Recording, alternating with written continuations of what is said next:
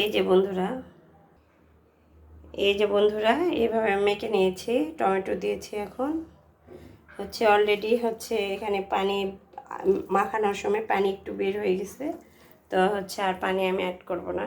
এই যে এখন এই মাছটা এর সঙ্গে দিব।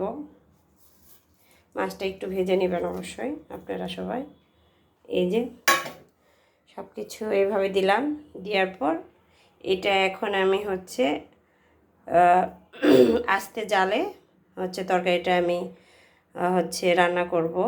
তো অবশ্যই আপনারা এটা কিন্তু কোনো আপনি নিচে ঝোল টোল কিছু থাকবে না, তেল বের হয়ে একটা ভাজি কোয়ালিটি হবে। খুব মজার অবশ্যই আপনারা এই রসুনের পাতার ভাজিটা অবশ্যই ট্রাই করবেন। এই যে চিংড়ি আর মায়া মাছ দিয়ে। তো অন্য রান্নাতে আমি হয়তো বা এত সিওরিটি দিব না, এটাতে অবশ্যই আপনাদেরকে অবশ্যই ভালো লাগবে। এই রান্নাটা অবশ্যই ট্রাই করবেন। তো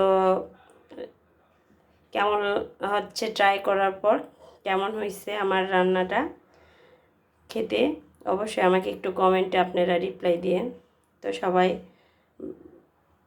ভালো থাকেন, আল্লাহ হাফেজ।